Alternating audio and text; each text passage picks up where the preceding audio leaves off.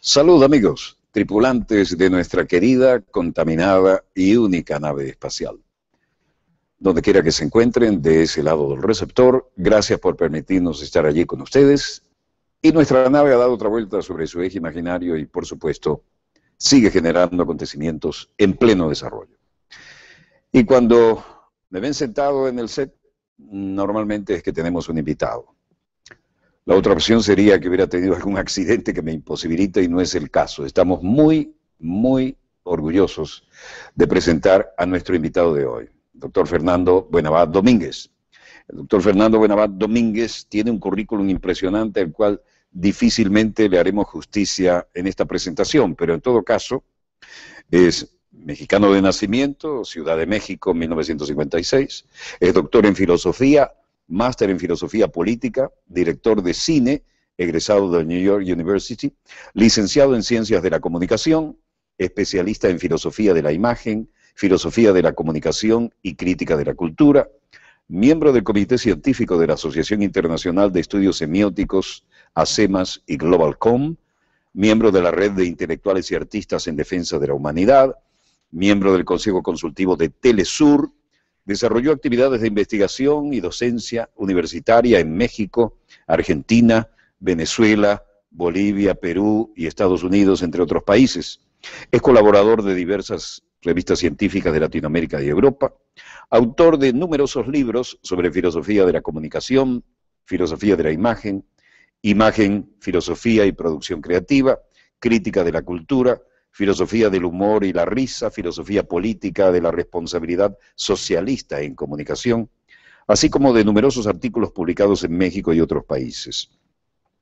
Entre las materias de pregrado y posgrado que ha tenido bajo su responsabilidad docente están filosofía, filosofía del arte, movimientos artísticos de vanguardia, lingüística, filosofía de la imagen, semiótica, cine documental y de ficción, producción audiovisual, periodismo, radio, técnicas de comunicación, entre otras. Ha dirigido diversos proyectos de investigación y tesis doctorales en su país y en el exterior. Es ponente en múltiples congresos internacionales, ha obtenido distinciones diversas por su labor intelectual y actualmente es rector fundador de la Universidad de la Filosofía. Dije siempre que alguna vez íbamos a hacer una entrevista contigo y que íbamos a tener la posibilidad de hacerle algo de justicia a tu currículum. Dicho esto, me hace sentir un poco desarmado, porque esto me recuerda a las viejas contiendas en la época de los militares caballerescos, donde primero iba un heraldo que recitaba los méritos del jefe de su bando, y se dice que alguna vez, ante semejante colección de méritos, los otros se sintieron desmotivados y dejaron el teatro de operaciones. Espero que este no sea el caso, porque vamos a sacarte la quinta esencia de tu cubo intelectual. Pero es que justamente es lo que siento yo ante tu trabajo aquí en Dossier, así que te agradezco enormemente esta deferencia, esta presentación y lo cálido pues de esta bienvenida, ¿no? No, voy a decir una frase que aquí no es un lugar común y tú sabes que es así. Ningún latinoamericano, ningún miembro de la patria grande se siente un extranjero en Venezuela, y no debería sentirse tampoco en ningún país de la patria grande latinoamericana y caribeña. Dicho esto, al toro. ¿Cómo ves el panorama a nivel internacional en esta absoluta y ya declarada guerra mediática, no sé ya de cuántas generaciones, en un mundo interconectado vía satélite? Esto que veníamos diciendo hace tiempo y nos miraban como si fuéramos Quijotes en una guerra más que ilógica y nada previsible, ¿no? Nos arroparon, todo el mundo está interconectado. ¿Cómo se maneja ahora la crisis? Bueno, que es una crisis que a nivel global está tocando esferas inéditas, está ratificando sus viejos vicios, ¿no? La crisis del capitalismo tiene peculiaridades que van, por supuesto, desde las órbitas económicas, donde se van recrudeciendo manías históricas, donde se van renovando algunas invenciones perversas. Todo esto mientras ocurre, usaré tu término, tu expresión en pleno desarrollo, mientras ocurre el entristecimiento de los seres humanos, mientras ocurre la depredación de los recursos naturales, mientras se crea la desesperanza, como si esta fuera el desayuno de todos los días, ¿no?, para nuestros pueblos en el planeta entero. Hay una crisis, sí, de dirección revolucionaria, pero hay también una crisis del espíritu que se pregunta atolondrado todos los días en el planeta: ¿a dónde vamos a parar con este berenjenal espantoso que es este capitalismo tan prolijo y tan fecundo en violencia, tan generoso en episodios obscenos, es literalmente inhumanos, ¿no? Tan además proclive a hacer de su obscenidad un espectáculo, ¿no? Fabricando esta andanada infernal de cine de la crueldad, del cine del asesinato, del cine del genocidio, del cine de la muerte misma. La televisión todos los días presenta asesinatos en clave de ficción, o en clave de documental, o en clave de noticiero. Todos los días, a todas horas, un baño de sangre disfrazado de informativo, ¿no? Por las mañanas se desayuna uno ya mirando un mundo desolador por la violencia, por lo descarnado, por lo desesperante. Bueno, pues este mundo atraviesa esta crisis que, a mi entender, nos acarrea pesares, nos distancia de la vida buena, nos distancia de la idea de felicidad y nos amarga, pues. Me parece que deberíamos tomar la reflexión sobre el estado de ánimo de la humanidad hoy como un paradigma, como un eje que nos obligue a todos a sentarnos a pensar en lugar del filosofar la vida, del filosofar el futuro del corto, mediano y largo plazo, y saber qué vamos a inventarnos ahora mismo para salir de este atolladero terrible. Y creo que, visto como lo veríamos algunos proclives a indagarlo con las herramientas de la filosofía, sobre todo la filosofía que se empeña en transformar esto de alguna forma, o de muchas, ojalá, me parece que es la hora en que es preciso y urgente abrir los escenarios para pensar efectivamente las alternativas y efectivamente con qué programa de ideas, con qué pensar filosófico encaramos esta realidad. Dijiste bien, y yo suscribo tu opinión sobre que en esta Venezuela uno se siente tan bienvenido siempre, uno se siente en casa, y ¿por qué? Y cómo no, porque además uno se encuentra, yo siempre digo, Walter, que el reloj de la historia en Venezuela se comporta como ventilador, ¿no? Porque actúa a tal velocidad las cosas aquí todos los días, y ahora tenemos un escenario extraordinariamente inteligente, interesante, que es que este país se volvió en unas pocas semanas, diría horas, un país líder en el debate sobre la paz, ¿no? En la discusión, en el pensar por qué y para qué es esto de crear el clima de la paz, la construcción de una paz que esta vez sí lo sea, no la paz de esta demagogia y de esta mentira que en nombre de la paz ha creado tanto asesinato, una paz que de una vez y por todas nos deje a todos tener el clima respirable para crecer y para vernos fraternalmente y felices. Este país hoy está haciendo eso, un liderazgo para discutir desde las categorías filosóficas más complejas hasta las operaciones políticas inmediatas que hay que cumplir para frenar la locura que algunos sectores han venido mostrando, resucitando las viejas y criminales ideas y tesis y consignas prácticas del nazifascismo. Denunciado ya ha sido esto durante todo el siglo XX, la mitad del siglo XX fue una gran batalla política mundial, ¿no?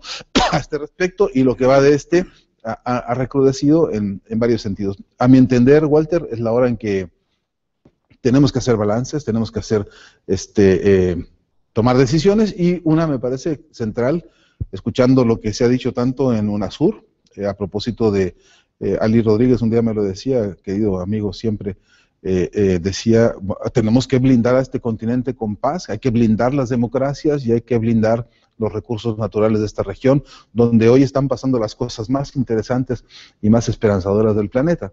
De modo que creo que ahí tenemos una gran responsabilidad, simplemente porque de no intervenir hoy, de no actuar de inmediato, de no ejercer la prerrogativa magnífica de la autocrítica, seguramente nos lo vamos a lamentar mucho, ¿no?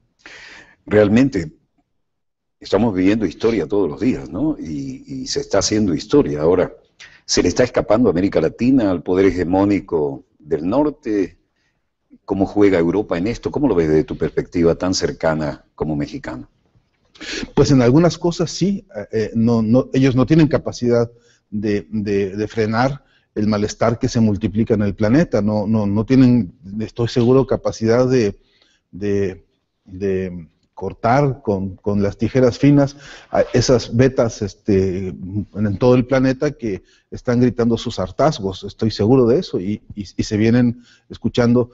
Nunca lo imaginamos en Alemania y allá hay unas protestas profundas. Nunca nos imaginamos en la Grecia o en la propia Inglaterra o qué sé yo, en la propia España, ¿no?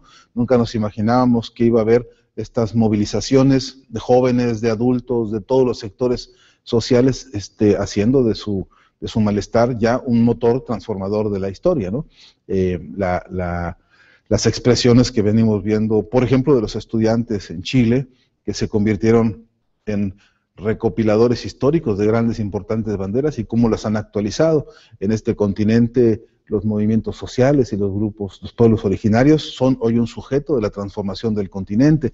Los estados plurinacionales abrieron una ventana a la concepción de la teoría del Estado, que para todos nosotros es suculento espacio de discusión, de análisis y de interrogaciones. Los países como Venezuela, que nos enseñaron que un ejército de su pueblo es un ejército que hoy es parte indispensable del proyecto de transformación revolucionaria. Los que crecimos en México, por ejemplo, victimados a palos desde 1968 por ese ejército al servicio de la represión oligarca de México, pues nos costó tanto trabajo comprender a un personaje como el queridísimo, entrañable y extrañado Hugo Chávez, ¿no? Ya hoy aprendimos por fin que si no es de la mano de ese ejército, difícilmente llegaremos lejos en las tareas que nos urge hoy. Pero en el sur pasó lo mismo, ¿eh? Cuando lo mismo. Chávez llegaba ya con su mensaje revolucionario humanista, y lo veían con el despectivo, yo que he sido militar en el sur, ¿no? de milico, ¿no? Milico, sí. Además se llevó un traje típicamente venezolano, el liqui-liqui.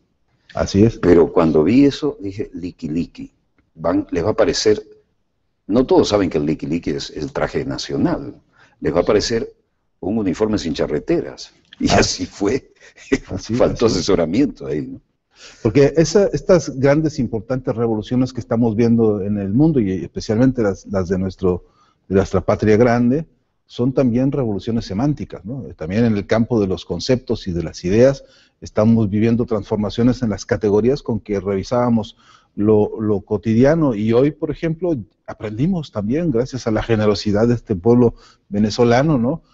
Aprendimos a volver a enamorarnos y a volver a recordar y a volver a comprometernos con la obra monumental de la Revolución Cubana, ¿no? Nosotros no hemos rendido el suficiente homenaje ni el suficiente acompañamiento a Cuba como creo que debimos haber hecho durante muchos años, y Venezuela, con este amor de hijo que Chávez ha profesado, ¿no? con ese pueblo y con el comandante Fidel Castro, ha sido, a mi entender, una muy buena jalada de orejas a todos nosotros en América Latina, diciéndonos, no nos olvidemos que el eje de la posibilidad de futuro aquí está por esa línea. Nos hemos encontrado con que Venezuela nos regaló la comprensión de la intervención del Estado en la relación con los recursos naturales, por ejemplo, y PDVSA, que debe ser una de las más codiciadas prendas para la ambición imperial, resulta que ahora es un pulmón de solidaridad, una gran bandera, un mascarón de proa, ¿no? En América Latina y en el Caribe, donde hemos visto auténticas, verdaderas episodios humanistas, donde la filosofía humanista determina qué se hace con la técnica petrolera, ¿no? Me parece que hay en eso extraordinarios avances. No me puedo detener porque si hiciéramos ahora, Walter, las nuevas efemérides para celebraciones, como acostumbramos, ¿no? Que celebramos este día tal fiesta y entonces hay plaza pública y qué sé yo, que kermés y cohetones, etcétera, para celebrar. Por ejemplo, el día primero celebráramos la recuperación de PDVSA, y si el día 2 celebráramos la recuperación de la CanTV, y el día 3 la Misión Milagro, y el día 3, y así siguiéramos, no nos alcanzaría todo el año para un nuevo ejercicio de efemérides que pusiera en su sitio el poderío de este proyecto revolucionario. Ahora, ¿qué papel juegan los medios de comunicación en esto? Yo hace 30 años decía, cuando me invitaban a dar clases, y desde entonces las estoy dando ad honor en el ámbito de las Fuerzas Armadas, ¿no? Cada tanto, una charla, una conferencia. hay dos teatros de operaciones. El teatro real, sea crisis política, económica, militar, y el paralelo alternativo, que es el que reflejan los medios de comunicación, que viene a lo que ahora llamamos la guerra de cuarta generación, ¿no? La conquista de las neuronas sería el teatro de operaciones, ¿no? Sí, sí. Y ahora, además, eso ya nos abrumó, eso ya no es ni siquiera un pronóstico extraño, estamos inmersos en eso. ¿Cómo se adapta el ser humano a vivir en ese ambiente? ¿Está saturado? Sí, sí, en una dicotomía, una tensión cotidiana muy dura, en una tensión cotidiana muy desesperante para muchas familias, ¿no? Por un lado, estamos viendo un país que tiene un proyecto de crecimiento y de avances, como está viendo Venezuela hoy por hoy, y resulta que estamos al mismo tiempo ante una ofensiva mediática descomunal que calculo, según algunas cifras, que desde que el presidente Nicolás Maduro asumió este periodo presidencial, creo que como nunca ha sufrido ataques de todos lados, multiplicado exponencialmente. Ahora a través de más canales de televisión, a través de más espacios de prensa, centimetraje de prensa, a través de más minutos de radio, a través de más espacios digitales, llamadas redes sociales, y además quizá con la novedad de la mayor sincronía y velocidad, una canallada que se publica en el periódico El País, por ejemplo, de España. En unos pocos minutos el canal TN de Argentina está reproduciéndolo sin filtro alguno, sin repaso alguno, incluso sin jalar a sus intermediarios para que corrijan, amplíen o modifiquen el acento. Sí, hay una fuente original, ya la toman, la amplifican y la siguen amplificando, y nadie se ha parado a ver el contenido ético o racional del mensaje, ¿no? Sí, por supuesto, la Sociedad Interamericana de Prensa, ante esas cosas se mantiene perfectamente muda porque su complicidad es clarísima ante esto. Pero no solamente, nosotros sabemos muy bien hoy que la operación mediática en América Latina reproduce el plan Cóndor mediático hoy, ¿no? Es decir, ahí hay un plan específicamente diseñado desde Miami con estos plagiarios de CNN, ¿no? Como están caracterizados ya perfectamente desde Se robaron hasta acontecimientos en pleno desarrollo, ¿no? Después le dio un poco de vergüenza a los cleptómanos de Atlanta. Cualquier día vienen y se roban tu mesa y tu silla, porque... No, pero ahora todo el mundo está de pie, muestran el piso, le falta poner el mapa detrás, ¿no? O la guerra, la tierra, ¿no? Y creo que están en pos de eso, de robarse cuanta cosa. Si se están robando los recursos naturales y la mano de obra de nuestros pueblos, seguro todas las ideas que representen algún valor van a ir por ellas. A ese respecto, Walter, la operación mediática constituye hoy un paradigma que debemos aprender a estudiar y aprender a inscribir en todos los espacios de discusión y de formación, sean estos por ejemplo, clásicos modelos de enseñanza de la jurisprudencia. Ahí, por ejemplo, hoy ya es indispensable que se entrene y se enseñe, por ejemplo, por lo menos las bases teóricas de la problemática comunicacional en lo que lleva de historia en el siglo XX y lo que va de ¿no? Hacen falta, ¿por qué no?, los abogados con orientación en comunicación o los comunicadores con orientación en jurisprudencia, porque, por ejemplo, ¿cuánta falta nos hacen las nuevas fiscalías especializadas en delitos comunicacionales? Porque hoy Campo virgen hasta ahora para los que usan los medios como le da la gana, ¿no? Seguro, porque el linchamiento mediático hoy es una cosa de la impunidad, ya se volvió absolutamente serial y absolutamente impune e impúdica, ¿no? Entonces, a ese respecto necesitamos acudir a los marcos jurídico-políticos, renovarlos, refrescarlos, actualizarlos y ponerlos a la orden de los nuevos modelos de ataque y de subordinación de los pueblos. La ofensiva mediática hoy, con lo que ellos llaman medios de comunicación, debería corregirse y decir son armas de guerra ideológica. La operación tiene que ver con saltarse y llegar directamente a donde han llegado, son infiltrados. Hay personas que tienen su televisor en su recámara, donde todos los días al amanecer y al anochecer se desayunan y se cenan una descarga de productos fabricados en los laboratorios de guerra psicológica. Esto es un problema serio, muy serio para toda la humanidad. Mira, una cosa que me dijo un día Mel Zelaya volviendo a Honduras, cuando acompañado por Venezuela, como fue acompañado en ese avión que aterrizó allá, tuve el privilegio de estar ahí, y decía Mel Zelaya, en lo que va del siglo XXI, llevamos 6 golpes de Estado en América Latina.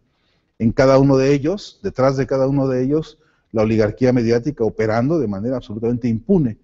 La modalidad que han tenido hoy de que los partidos de la derecha están como diluyéndose dentro de las estructuras mediáticas constituye un problema cada vez más serio para la vida política de cada pueblo. Interesante este aspecto. Los partidos de la derecha se diluyen dentro de la estructura mediática. Sí. Es decir, es la estructura mediática la que lleva la pauta. Ergo, los señores de los medios de comunicación actúan por los partidos políticos, los están engullendo. Incubando lo que dice mi querido amigo Saldaña en México, Jorge Saldaña, incubando la televicracia, ¿no? Que ahora desde sus entrañas está pariendo los nuevos líderes. En México es el caso, claro, de un Peña Nieto que ha sido incubado durante mucho tiempo en Televisa y que ahora, junto con su esposa, son un jet set que mezcla esto, ¿no? De la operación mediática, dirigiendo la política, dirigiendo los proyectos estratégicos del país y además imponiéndose para el 99% de las decisiones estratégicas de la nación.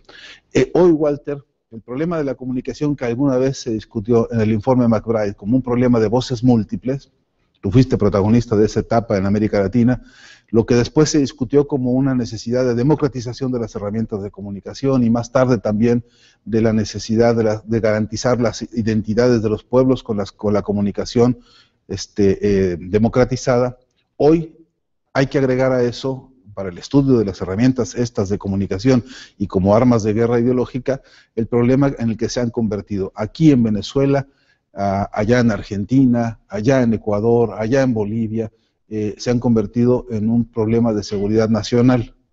Eso ya no es un problema que solamente compete a cómo se maneja una herramienta para ver si la información es o no un derecho. Esto es un problema de estar usando armas para desestructurar proyectos democráticos, para descarrilar presidentes, para alimentar golpes de Estado. Lo estamos viendo en pleno desarrollo ahora mismo en Venezuela. Entonces, yo he insistido, Walter, una y otra vez donde puedo, que urge una cumbre de presidentes en materia de comunicación, que hay que seguir el formato que el presidente Chávez propuso junto con Néstor Kirchner de Argentina, de ir, por ejemplo, como cuando fueron a Bariloche, ¿no? Donde se hizo ahí esa cumbre para denunciar las bases militares en Colombia, y que rápidamente UNASUR contestó, y que rápidamente los pueblos, los países, los presidentes democráticos sobre todo, tomaron la vanguardia de la denuncia y del análisis de un fenómeno así. Yo estoy convencido de que en materia de comunicación, si el calibre de la ofensiva es como la estamos viendo, rebasa las posibilidades de defensa de un solo presidente. Es imposible que uno piense ahora mismo que el presidente Nicolás Maduro, que a voz en cuello todos los días avisa y vuelve a avisar cómo se están operando las ofensivas y las mentiras y las canalladas mediáticas, él solo pueda frenar o él solo pueda contrarrestar este ataque. Es preciso que todo un continente, en alianzas estratégicas y en alianzas absolutamente racionales, ¿no? Y humanistas, ofrezcan defensa frente a esto. ¿Cómo articularías tú esta magnífica iniciativa que parece la lógica dada la desproporción de la batalla, ¿no? Por un lado, creo que habría que hacer un encuentro en el que pudiese discutirse, Walter, cómo defendernos frente a esta ofensiva, cómo exigir... Esta invasión mediática transnacional que nos lleva por delante fronteras, conceptos... Metida hasta la cocina, lo digo literalmente. Sí, sí. Esta ofensiva necesita que los presidentes salgan en conjunto, que armen una voz de unidad y digan basta de esta ofensiva. Estamos dispuestos a ofrecer una respuesta que sea una respuesta democrática, una respuesta jurídica, una respuesta política, pero que tiene que darse con urgencia. Pero no bastaría con defendernos y con denunciar, Walter, porque de todas maneras este continente está necesitando ya la emergencia de una nueva proyección comunicacional, de un nuevo diseño de políticas en comunicación, y necesitamos sentarnos a discutir esto, al menos en algunos ejes básicos de una agenda, que te lo digo solo con los títulos, que abarcaría necesariamente una discusión sobre la dependencia tecnológica, que es un problema muy serio, porque en la región nosotros no fabricamos un tornillo de lo que usamos en materia de comunicación, y lo que es peor, la transferencia de recursos económicos anuales, si pudiésemos imaginar las cifras, sería tan enorme que llenaría este estudio. Habría que hacer un estudio muy minucioso para saber cuánto transferimos cada año en materia de adquisición de todos estos equipos, incluidos los satélites, para lo que estamos haciendo hoy en materia de comunicación. Hace falta una gran auditoría continental a propósito de la masa de dinero que implica todo lo que se refiere a comunicación, entendiendo por esto televisoras, prensa, agencias de publicidad, porque bajo ese concepto y bajo ese pretexto tendríamos una masa suficientemente importante como para saber que eso constituye por sí mismo y su tráfico a través del sistema bancario continental una amenaza política muy seria. Deberíamos discutir, Walter, la gran importante revolución epistemológica que necesitamos para las nuevas universidades, para las nuevas escuelas, tanto a nivel académico avanzado como a nivel de enseñanza básica, social y popular. Explícale a nuestro pueblo, porque llegamos a todas las categorías y eso nos honra en la misma proporción, ¿qué es la epistemología? Cambiar los ejes del conocimiento o de la comunicación, dejar de creer, como nos pasa hoy, uno piensa medios de comunicación y en automático piensa uno que son unas empresas que venden periódicos o que hacen televisión, cuando que se trata de una de las condiciones fundamentales de las relaciones humanas, para poder comunicarte tú, como nosotros ahora, o alguien, un padre con su hijo, o con la esposa, o con la abuelita, la tía, con quien sea. Lo que necesitamos haber desarrollado históricamente, las redes complejas de comunicación humana y todas las formas en que mediamos esa comunicación. Se trata de un derecho humano fundamental, debería serlo como se ha declarado en Bolivia, como se ha declarado en Argentina, como se ha declarado acá en Venezuela, debería constituirse en una garantía de derecho humano fundamental que impidiera que se lo usara como mercancía, como se la usa, ¿no? En materia de cómo se enseña en las universidades, tenemos hasta hoy, en las más o menos 1000 facultades que hay en el continente, la repetición sistemática de un modelo que es el modelo de la escuela norteamericana, donde la idea de la comunicación es la de una mercancía que debemos aprovechar minuto a minuto para las mayores ganancias posibles y sobre todo para penetrar en la cabeza de la gente y movilizar la conducta de la gente para llevarla a que le resuelva al capitalismo uno de sus principales problemas, que es que están saturados de mercancías y no saben dónde meterlas, ¿no? Interesante momento para hacer la obligada pausa en este diálogo de una densidad conceptual que, como ustedes pueden ver, hay que tener mucha atención y sobre todo poder extraer de aquí la quinta esencia, como espero que lo logremos en la segunda parte de este dossier. Un breve corte y volvemos con más acontecimientos en pleno desarrollo.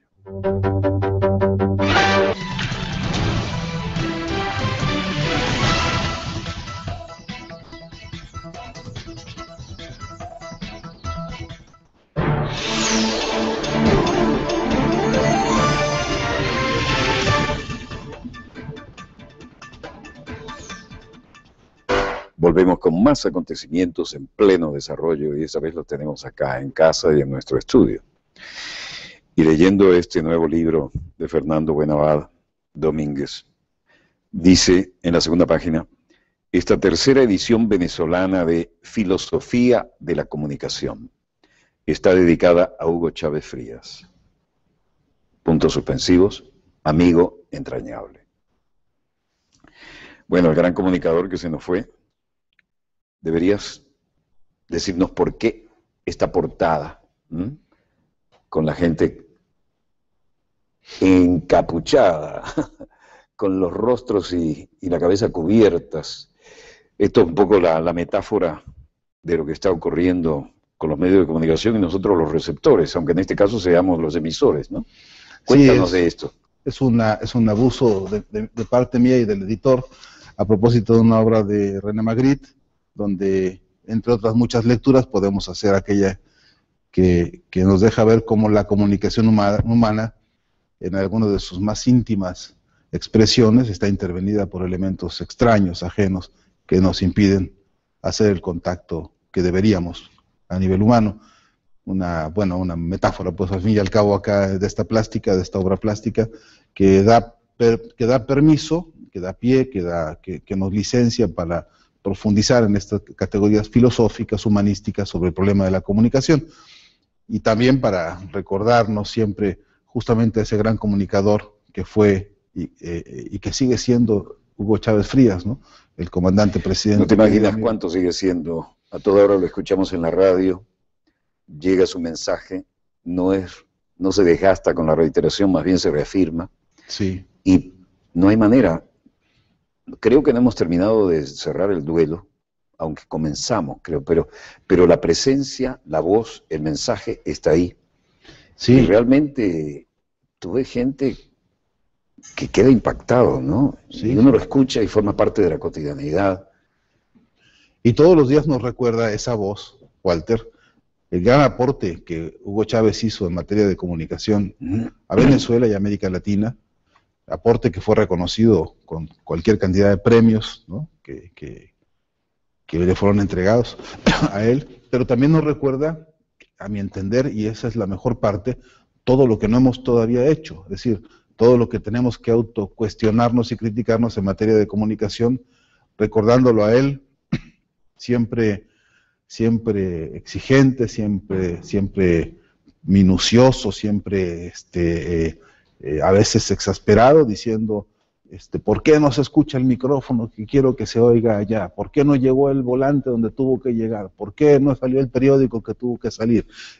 Cámara, aquí, ciérrame la toma. Aprendió rapidísimo. Sí, como director de cámaras era muy puntilloso también, ¿no? Él exigía, lo recuerdo en alguna escena, alguna vez, en un momento en el que él quería mostrar un frasco con petróleo y entonces decía él, estoy pidiendo por favor que me hagan aquí la toma cuando aparecería como lógica en la línea argumental que él estaba exponiendo en ese momento. Bueno, en todo caso, Hugo Chávez fue también un gran crítico de todas nuestras falencias en materia de comunicación. Lo recuerdo más de una vez que pudimos conversar en un programa de televisión acá en Venezuela. Él preguntaba una y otra vez cómo hacemos para romper los cercos mediáticos, se tomaba la cabeza preguntando una y otra vez de qué herramientas tenemos que valernos, de qué alianzas políticas tenemos que echar mano, de qué milagro o magia hay que, hasta el último día que yo recuerdo a Hugo Chávez, reclamando, lo recuerdo el día en que en el balcón del pueblo, allí en Miraflores, él tomó el micrófono y decía, se escucha por allá, por favor, que se escuche la voz, en ese triunfo magnífico luego del 7 de octubre, ¿no? Creo que ese es uno de los grandes pendientes, Walter. Hay que decirnos una y otra vez, tenemos deficiencias en materia de comunicación muy serias, hay que hablar fraternalmente, descarnadamente, pero sí urgentemente, de algunos atrasos que tenemos en materia de comunicación. Todavía hoy creo que... Pon el dedo en la llaga, este es el momento. Sí, creo que todavía estamos necesitando consolidar un sistema, realmente un sistema de comunicación, tanto de comunicación del aparato del Estado democrático y revolucionario, como del sistema de comunicación de medios alternativos y comunitarios, que no tienen por qué manejar formatos iguales, ni territorios iguales, ni siquiera políticas iguales, que incluso puede haber y debe haber abordajes muy diversos y muy creativos, y no hemos llegado a eso. Creo que hay formalismos que todavía nos tienen muy atrapados y casos en los que hay incluso ejercicio de irresponsabilidad, ¿no?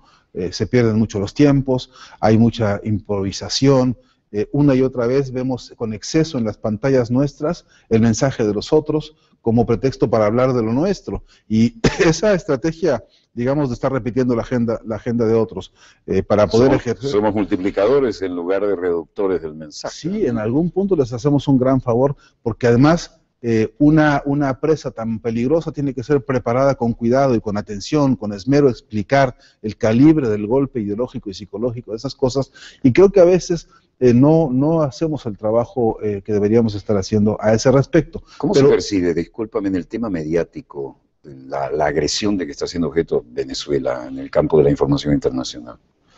En primer lugar, se percibe como una debilidad. Hacia afuera parece que el gobierno fuera tan débil que no tiene capacidad de dar respuestas. De eso abusa también la derecha, de eso también, como ellos multiplican en simultáneo miles de mensajes en miles de espacios. Lo tienen garantizado de antemano. Ya lo tienen garantizado. Por cierto que es difícil seguirles a ellos la huella sobre esto, pero también creo que hay alguna responsabilidad de parte nuestra, y ahí yo me asumo también en este lado, que es el lado correcto. Asumo que necesitamos, por ejemplo, no puede ser que hoy en algunos sectores de la política y de los pueblos en América Latina haya informaciones que la gente no conozca y no maneje de Venezuela, que son obligatorias. Por ejemplo, que este pueblo es el pueblo que tiene mayor riqueza petrolera y que por eso es la amenaza, por eso la operativa, por eso la agresión, por eso angurria, se dice por el sur, ¿no? Sí, sí. La ambición desmedida esta por conquistar y por dominar y por someter a este pueblo. Por Yo he eso repetido hasta el cansancio en el mapa los 40-45 días del petróleo del Golfo Pérsico hasta Texas y los 4 o 5 días desde Venezuela hacia allá. esa circunstancia tiene un carácter de importancia política continental. Eso que acaba de Además, decir. las 7 bases que tienen los gringos y el derecho a usar todas las otras en Colombia son por eso. Es decir, Paul Coverdale, el senador aquel, decía, para controlar a Venezuela, es decir, petróleo, es necesario ocupar militarmente a Colombia. Y mira por dónde vamos. Así es, y controlar Venezuela a veces suena muy grande, hay que ir directamente a la media luna, dicen ahora, ¿no? Y que hay que tomar, hay una iniciativa por ahí loca que está pensando en separar a Venezuela, en construir ahí un país otro, o un algo otro que signifique haber eso finalmente cumplido con este objetivo de esas 5 horas. Una balcanización. Que no es poca cosa. Para eso están dispuestos a gastar las fortunas que sean necesarias, porque cualquier inversión que hagan, y para ellos es una inversión, será poca a cambio de lo que ahí, la riqueza que Venezuela tiene, representa. Procuraremos que se sienten en las bayonetas, haremos lo posible. Haremos lo posible. Y esas bayonetas también son mediáticas, ¿no? Ahí hay bases militares comunicacionales que están operando como tal en todo el continente. Muy importante eso. Sí. ¿Puedes abundar? Sí, el Grupo Clarín, porque por ejemplo. Parece, bueno, Clarín en Argentina, ni hablar. Ni hablar. Mercurio en Chile. Así es. O Globo en Brasil. Que Caracol, ¿no? A Regi Globo es el supercomponente de mediático, ¿no? Así Caracol, es. Ni hablar. Ni hablar. ¿Y en México cómo andamos? Televisa, por ejemplo, Televisa, ¿no? Que es un monstruo aliado con el Grupo Prisa de España, aliado con CNN. Mira que dos, que desde 3. ahí articulando, por ejemplo, ofensivas en las que ellos estudian cómo atacar a las personas que tienen gusto por ciertas canciones y cantantes. Por ejemplo, ahora les están chantajeando con esto de que los artistas van y hacen conciertos por la paz, quejándose de que aquí en Venezuela no existe estabilidad. Bueno, en todo caso, pero hay que recordar... Sí, pero hasta entre la entrega del Oscar apareció la cosa, ¿no? Por no. Cierto, felicitaciones por el Oscar a tu compatriota, ¿no? Por primera vez, ¿no? Un primera vez. Latinoamericano gana. Además con un currículum casi tan impresionante como el tuyo, pero ya está radicado en Londres, ¿no? Hace unos años. Sí. Bueno, pues ese grupo de Miami, por ejemplo, de la pareja Stefan, organiza cada año caravanas de estos, entre comillas, artistas para ir a cantar a la Casa Blanca, y los hemos visto a todos cantándole a George Bush, ¿no? En el día de su cumpleaños. Hay pruebas de todo género de esa manera en que operan, cuál es su verdadero corazón y dónde está. Hay entonces toda una operación, Walter, que habría que desmenuzar con detalle. Mira, una en la que yo me empeño, porque es un caso interesante para el análisis, es lo que acabamos de ver hace unos días en un taller que hicimos acá en PDVSA sobre el desmontaje del mensaje comunicacional. Y analizamos el caso del Chavo del Ocho como un ejemplo específico. Esto sí que es un cañón. Sí. El Chavo del Ocho se posicionó rápidamente, ¿no? Es una serie televisiva para niños, actuada por adultos. Creo que todo el mundo sabrá de qué estoy hablando en todo el continente, sí. Pero mira, Walter, México ocupa el 2º lugar mundial en niños de la calle. En México hay hoy abuelos de la calle, personas que toda su generación y las siguientes han vivido en el desamparo y en el abandono verdaderamente monstruoso, ¿no? De gente que tiene que rebuscárselas en la basura y como puede, trabajando de como sea posible para vivir y sobrevivir en las condiciones absolutamente terribles de la Ciudad de México, por ejemplo.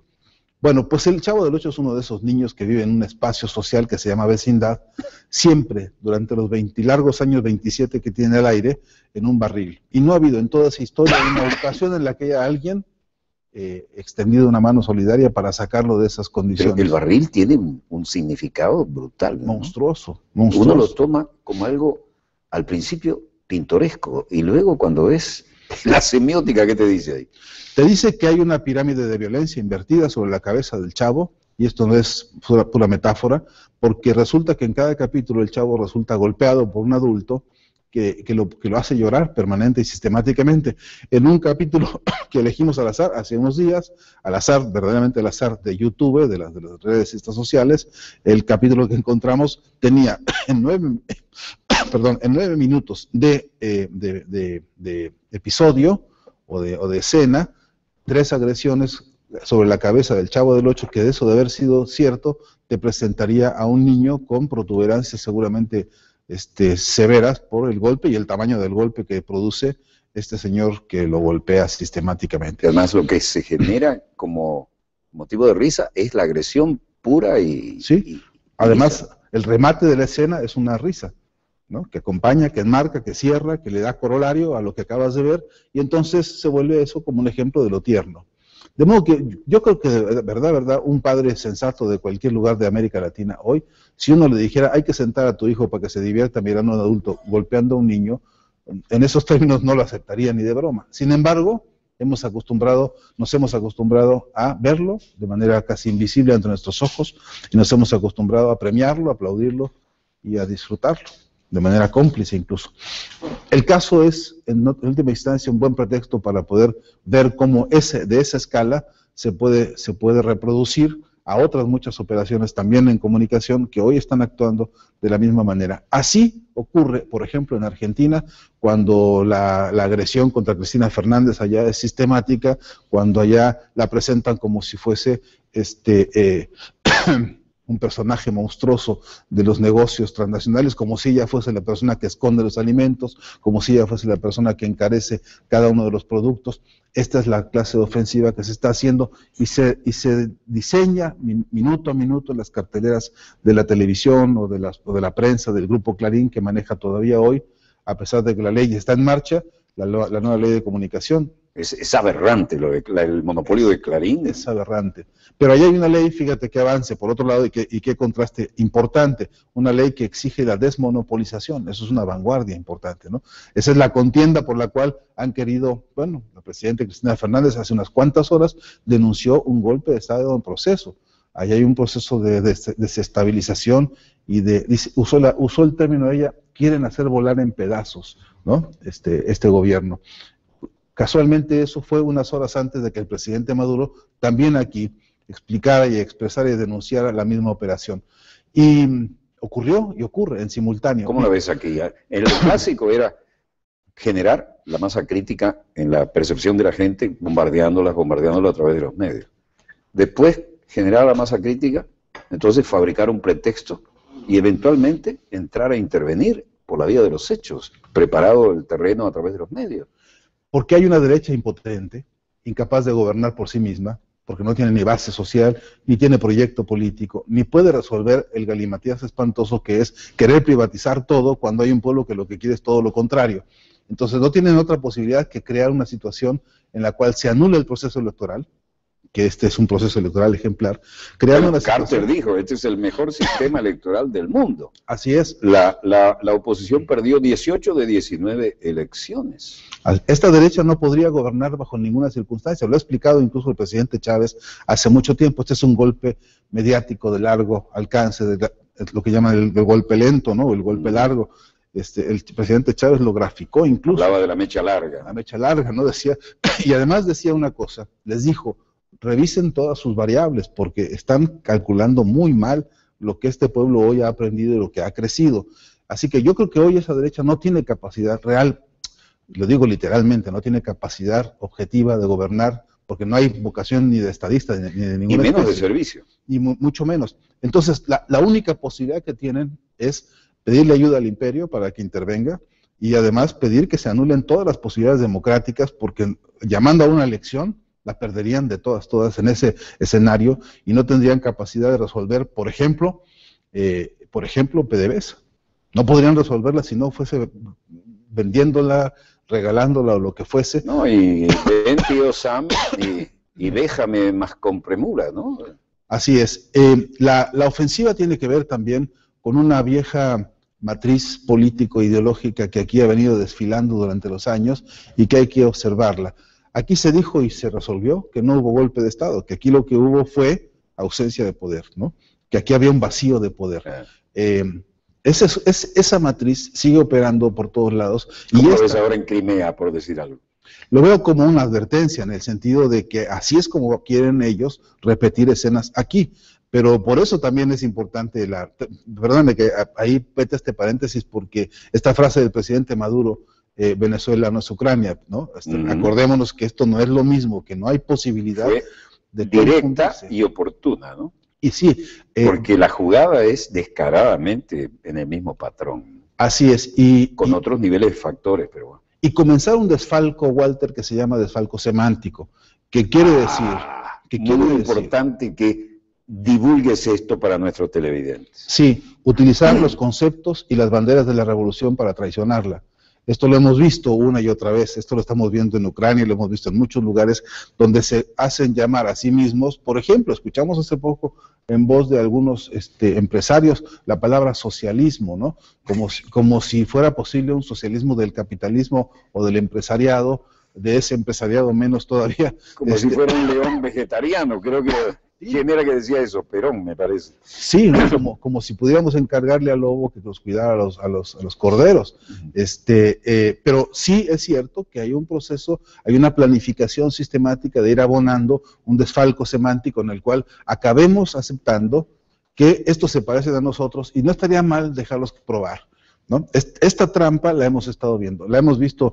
Esto se sembró en Paraguay y culminó con una destitución brutal del presidente Lugo. Democráticamente electo, además, ¿no?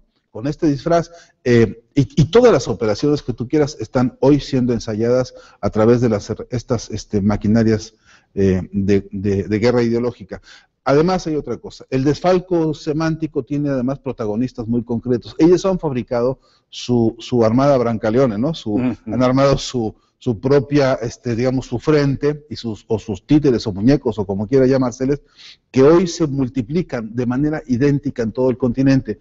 Mira, tenemos uno que se llama López Dóriga en México, Loret de Mola, otro de ellos, idéntico, como si hubiesen sido fabricados con una máquina, ¿no? Que los hace como con cliché. Lo tenemos uno que se llama La Nata en Argentina, lo tenemos otro que es González allá en Ecuador, otro que es Pérez en Uruguay, y tenemos en todo el continente estos personajes que empiezan poco a poco a convertirse en referentes, no solamente de la pantalla informativa o de los noticieros, sino actúan como líderes políticos. En algunos que sean un bodrio, tienen garantizada toda la estructura mediática a nivel internacional. Y se hacen aplaudir, multiplicador, ¿no? Se hacen aplaudir en los aeropuertos como si llegara un rockstar, como dicen, o un líder de algún movimiento social. Yo voy a tomar la palabra porque veo que te ha afectado la temperatura del estudio, que lamentable o necesariamente es así. Por eso, un tecito no nos viene mal aquí, muchas gracias, sí. Pero desmantélame esto para que lo entendamos todos. Este proceso de colocar los líderes del mismo formato parecen hongos después de la lluvia, ¿no? Dan la orden y aparecen todos y tienen un discurso casi calcado. De las circunstancias se parecen. Sí. Y si no se parecen, las llevan a que se parezcan, ¿no? Así es. Y además transitan con toda impunidad por todo el continente. Hay que estar advertidos de esto, porque hace no poco tiempo... por ejemplo, cuando estuvo en la mesa de discusión, esto que se llamaba los guardianes de Chávez, ¿no? Esta operación llamada documental desde España.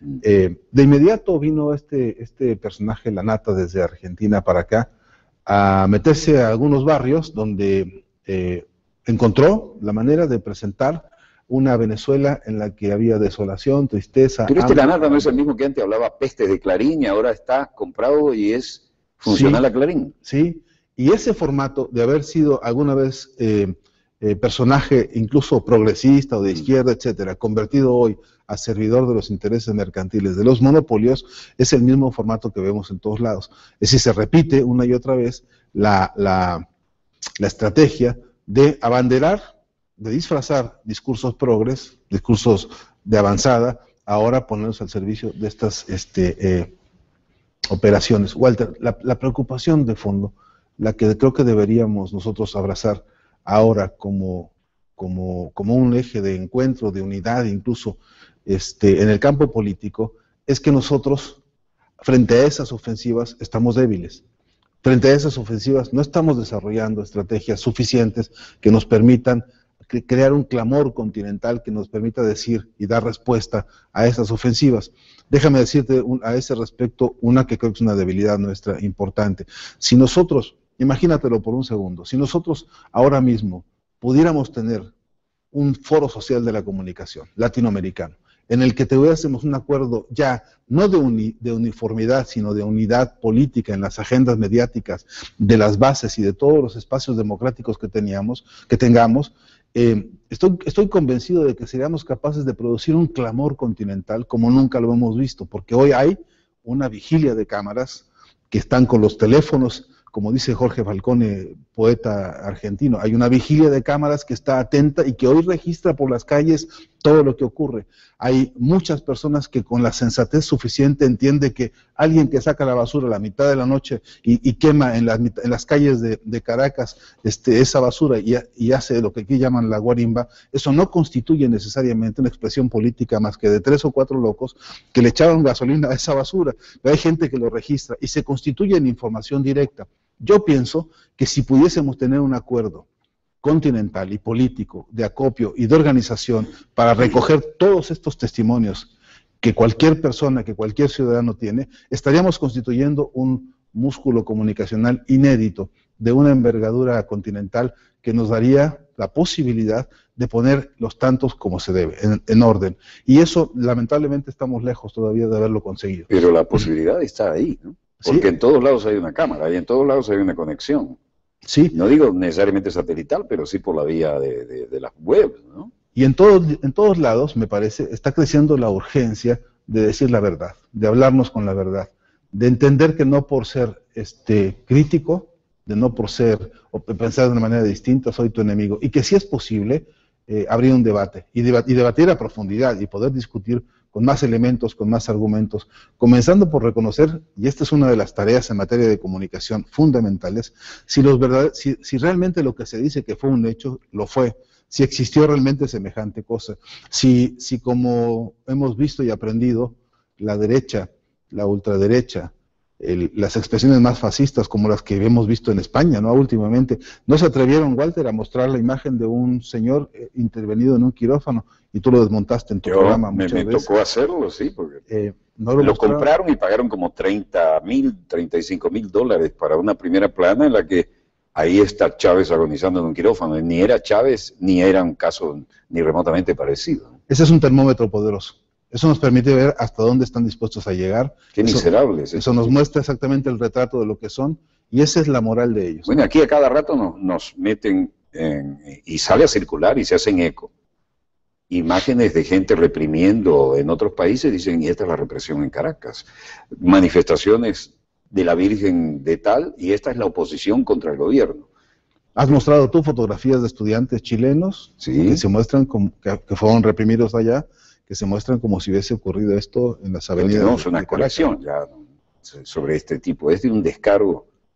Y entonces la pregunta es, ¿qué hacemos, no? Entonces la pregunta necesaria es que ni podemos quedarnos solamente en la lágrima, ni podemos quejarnos toda la vida de que nos hacen y que nos golpean, cuando tenemos una fortaleza política también, porque todavía existe. Este país ni está derrotado, este país ni está vencido, Venezuela no está superada, el gobierno no está todavía en eso que dicen. Tenemos las masas, tenemos los medios, tenemos la iniciativa. Y la razón. La razón la tenemos. ¿Tenemos la iniciativa?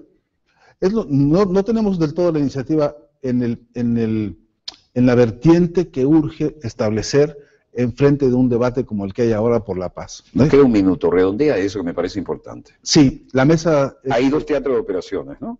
La realidad y lo que se refleja en los medios. ¿Cómo desmontamos esto? Nos queda un minuto, máximo 2. Mira qué compromiso. Sí, qué dificultad. Llamando a la movilización, también mediática, llamando a la actividad, al activismo mediático y comunicacional de todo lo que podamos hacer y decir en cuanto espacio se nos ofrezca.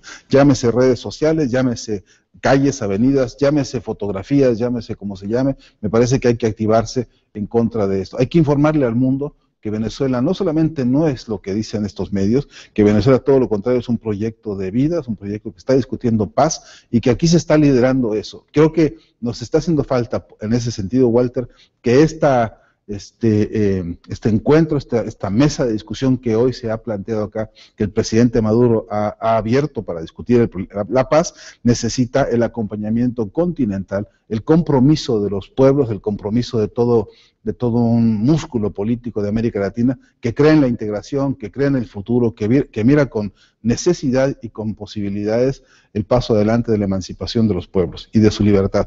Si eso tiene valor para todos nosotros, si lo hemos aprendido bien en estos años, en esta década ganada, si lo hemos asumido como compromiso, entonces hay que ya pasar a la acción y tratar de hacerlo de manera articulada, ¿no? Obedeciendo la agenda. La vanguardia está en esa mesa de discusión, la paz es urgente, es prerrogativa de la gente que busca la libertad, y creo que ese es el compromiso de esta hora, ¿no? Bueno, y a riesgo de ser medio rupestre, voy a decir algo que no va ni remotamente a mejorar lo contundente que acabas de decir tú. No basta hacerlo bien, obligatoriamente hay que hacerlo bien, pero también hay que saberlo proyectar en los medios, porque si no, no hay percepción de lo que estamos haciendo. Y la percepción negativa es la que nos está inundando a través de una campaña nacional e internacional. Se acabaron los tiempos en que nos silenciaban, ahora hay que pasar a la acción, ¿no? Me suscribo a eso. Fernando Buenavá Domínguez, tu densidad conceptual que te caracteriza debería tener más espacio que este, pero en todo caso, cada vez que pases por aquí, dossier está a la orden, y te agradecemos muchísimo las lanzas que has quebrado por esta causa y las que faltan, y me alegro haber sido tu escudero en esta hora. Mil gracias, un abrazo siempre, Walter. Para ti lo mismo, y para todos los que te siguen, y a los que nos siguen en cualquier lugar de nuestra querida, contaminada y única nave espacial. Disponga usted de las cámaras, señor director.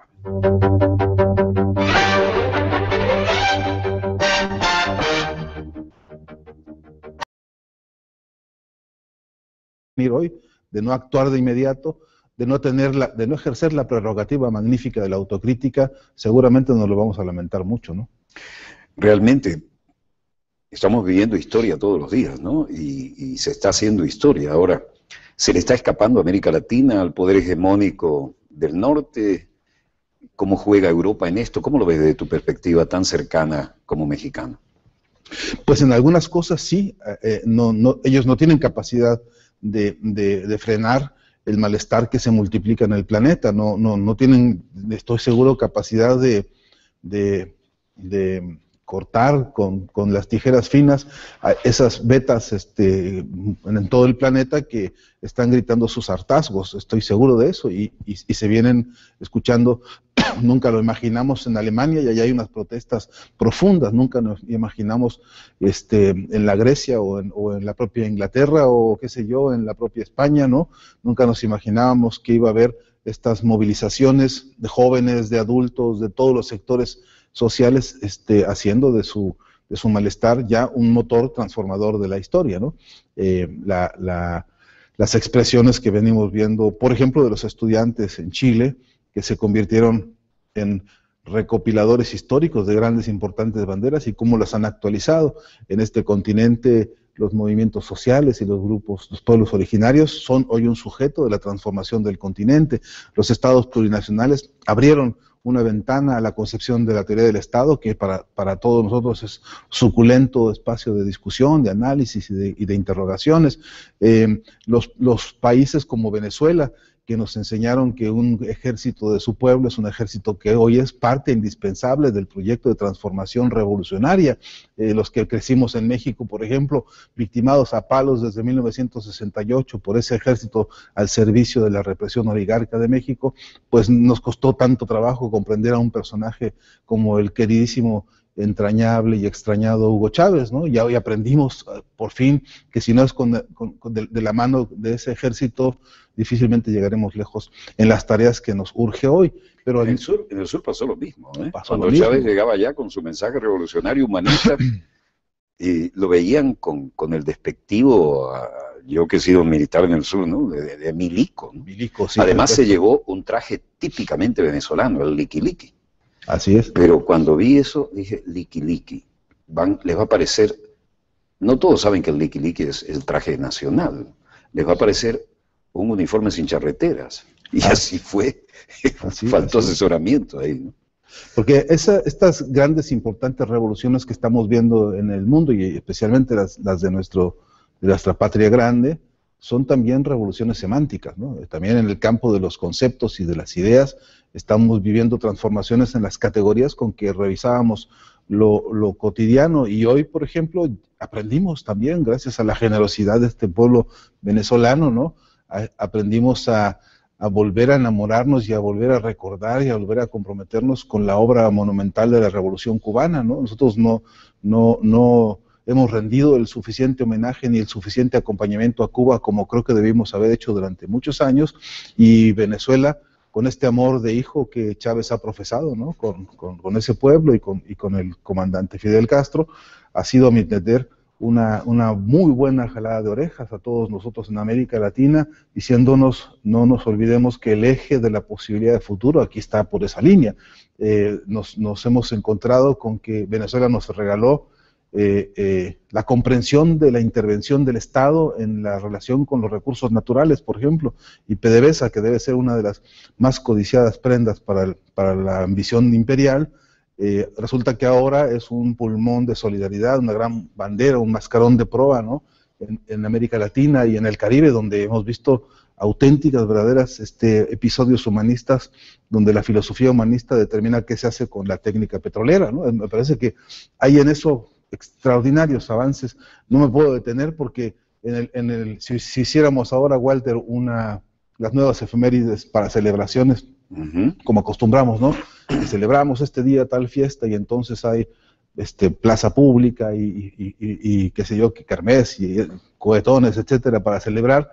Por ejemplo, el día primero celebráramos la recuperación de PDVSA, y si el día 2 celebráramos la recuperación de la CanTV, y el día 3 la Misión Milagro, el día 3, y así siguiéramos, no nos alcanzaría todo el año para un nuevo ejercicio de efemérides que pusiera en su sitio el poderío de este proyecto revolucionario. Ahora, ¿qué papel juegan los medios de comunicación en esto? Yo hace 30 años decía, cuando me invitaban a dar clases, y desde entonces las estoy dando ad honor en el ámbito de las Fuerzas Armadas, ¿no? Cada tanto, una charla, una conferencia, hay dos teatros de operaciones: el teatro real, sea crisis política, económica, militar, y el paralelo alternativo, que es el que reflejan los medios de comunicación, que viene a lo que ahora llamamos la guerra de cuarta generación, ¿no? La conquista de las neuronas sería el teatro de operaciones, ¿no? Sí, sí. Ahora, además, eso ya nos abrumó, eso ya no es ni siquiera un pronóstico extraño, estamos inmersos en eso. ¿Cómo se adapta el ser humano a vivir en ese ambiente? ¿Está saturado? Sí, sí, en una dicotomía, una tensión cotidiana muy dura, en una tensión cotidiana muy desesperante para muchas familias, ¿no? Por un lado, estamos viendo un país que tiene un proyecto de crecimiento y de avances, como está viendo Venezuela hoy por hoy, y resulta que estamos al mismo tiempo ante una ofensiva mediática descomunal que calculo, según algunas cifras, que desde que el presidente Nicolás Maduro asumió este periodo presidencial, creo que como nunca ha sufrido ataques de todos lados, multiplicado exponencialmente. Ahora, a través de más canales de televisión, a través de más espacios de prensa, centimetraje de prensa, a través de más minutos de radio, a través de más espacios digitales, llamadas redes sociales, y además, quizá con la novedad de la mayor sincronía y velocidad, una canallada que se publica en el periódico El País, por ejemplo, de España.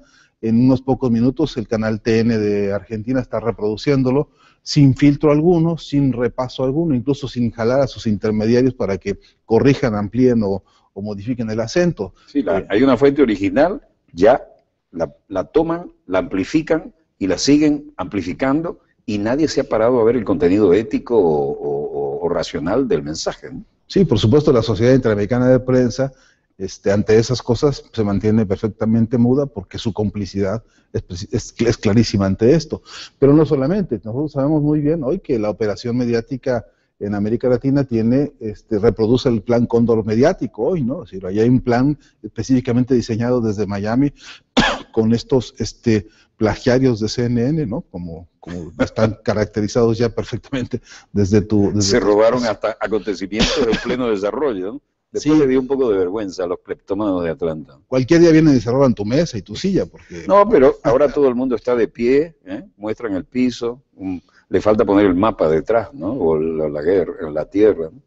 Y creo que están en pos de eso, de robarse cuanta cosa, si se están robando los recursos naturales y la mano de obra de nuestros pueblos, seguro todas las ideas que representen algún valor van a ir por ellas. A ese respecto, Walter, la operación mediática constituye hoy un paradigma que debemos aprender a estudiar y aprender a inscribir en todos los espacios de discusión y de formación, sean estos por ejemplo, clásicos modelos de enseñanza de la jurisprudencia. Ahí, por ejemplo, hoy ya es indispensable que se entrene y se enseñe, por ejemplo, por lo menos las bases teóricas de la problemática comunicacional en lo que lleva de historia en el siglo XX y lo que va de ¿no? Hacen falta, ¿por qué no?, los abogados con orientación en comunicación o los comunicadores con orientación en jurisprudencia, porque, por ejemplo, ¿cuánta falta nos hacen las nuevas fiscalías especializadas en delitos comunicacionales? Porque hoy Campo virgen hasta ahora para los que usan los medios como le da la gana, ¿no? Seguro, porque el linchamiento mediático hoy es una cosa de la impunidad, ya se volvió absolutamente serial y absolutamente impúdica, ¿no? Entonces, a ese respecto, necesitamos acudir a los marcos jurídico-políticos, renovarlos, refrescarlos, actualizarlos y ponerlos a la orden de los nuevos modelos de ataque y de subordinación de los pueblos. La ofensiva mediática hoy, con lo que ellos llaman medios de comunicación, debería corregirse y decir son armas de guerra ideológica.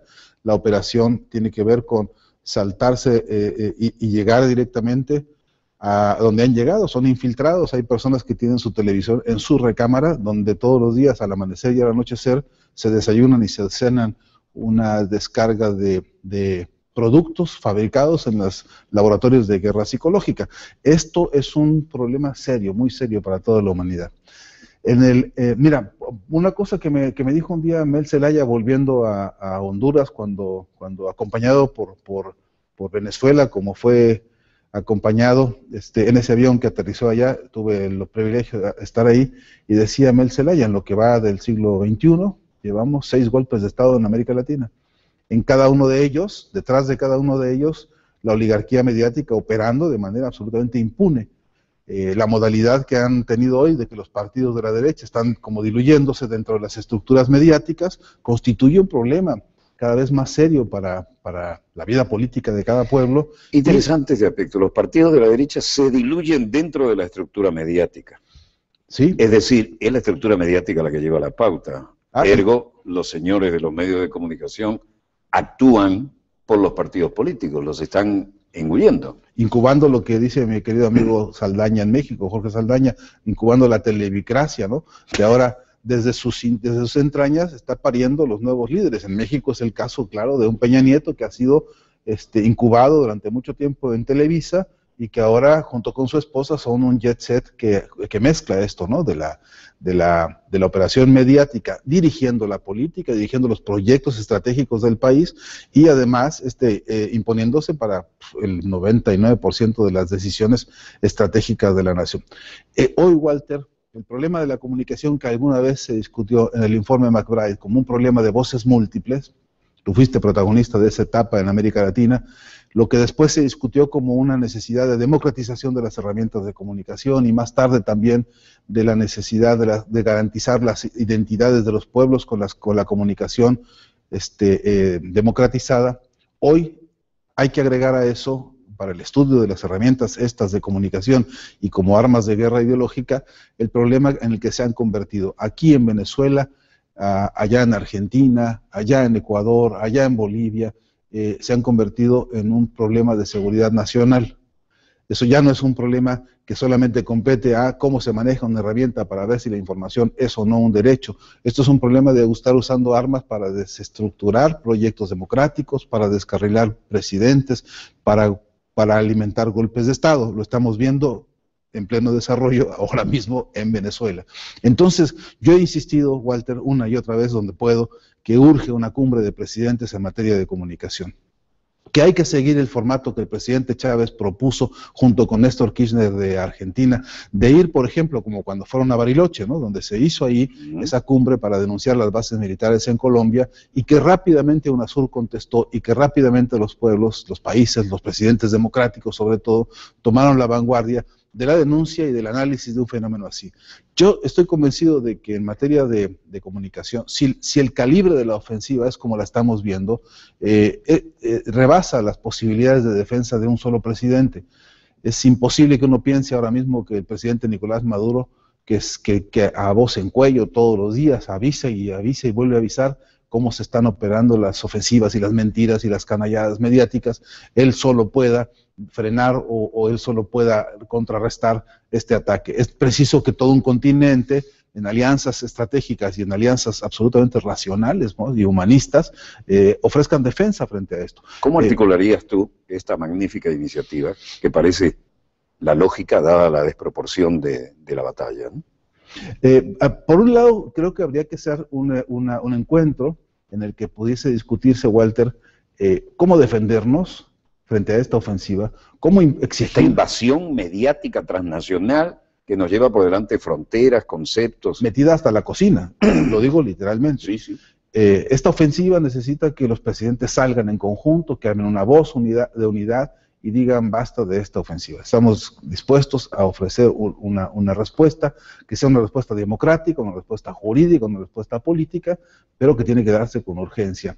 Pero no bastaría con defendernos y con denunciar, Walter, porque de todas maneras este continente está necesitando ya la emergencia de una nueva proyección comunicacional, de un nuevo diseño de políticas en comunicación, y necesitamos sentarnos a discutir esto, al menos en algunos ejes básicos de una agenda, que te lo digo solo con los títulos, que abarcaría necesariamente una discusión sobre la dependencia tecnológica, que es un problema muy serio, porque en la región nosotros no fabricamos un tornillo de lo que usamos en materia de comunicación, y lo que es peor, la transferencia de recursos económicos anuales, si pudiésemos imaginar las cifras, sería tan enorme que llenaría este estudio. Habría que hacer un estudio muy minucioso para saber cuánto transferimos cada año en materia de adquisición de todos estos equipos, incluidos los satélites, para lo que estamos haciendo hoy en materia de comunicación. Hace falta una gran auditoría continental a propósito de la masa de dinero que implica todo lo que se refiere a comunicación, entendiendo por esto televisoras, prensa, agencias de publicidad, porque bajo ese concepto y bajo ese pretexto tendríamos una masa suficientemente importante como para saber que eso constituye por sí mismo, y su tráfico a través del sistema bancario continental, una amenaza política muy seria. Deberíamos discutir, Walter, la gran importante revolución epistemológica que necesitamos para las nuevas universidades, para las nuevas escuelas, tanto a nivel académico avanzado como a nivel de enseñanza básica, social y popular. Explícale a nuestro pueblo, porque llegamos a todas las categorías y eso nos honra en la misma proporción, ¿qué es la epistemología?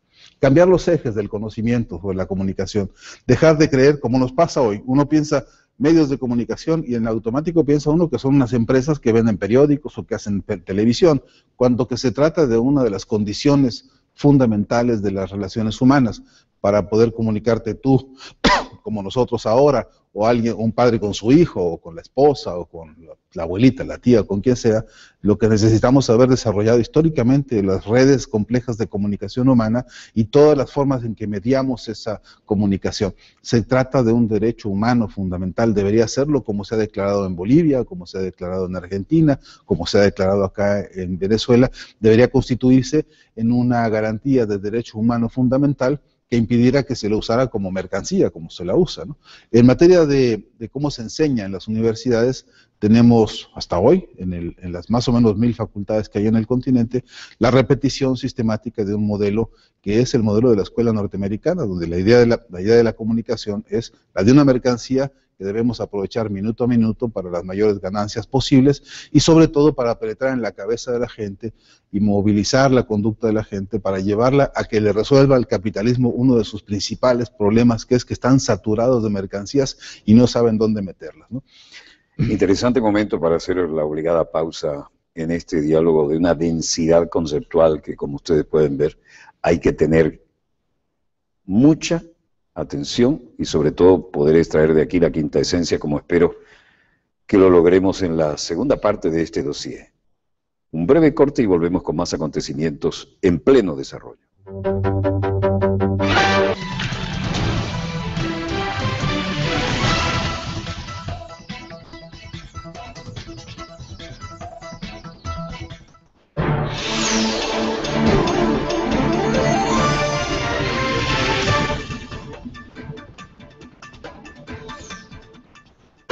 Volvemos con más acontecimientos en pleno desarrollo y esta vez los tenemos acá en casa y en nuestro estudio. Y leyendo este nuevo libro de Fernando Buenavad Domínguez, dice en la segunda página, esta tercera edición venezolana de Filosofía de la Comunicación está dedicada a Hugo Chávez Frías. Puntos suspensivos, amigo entrañable.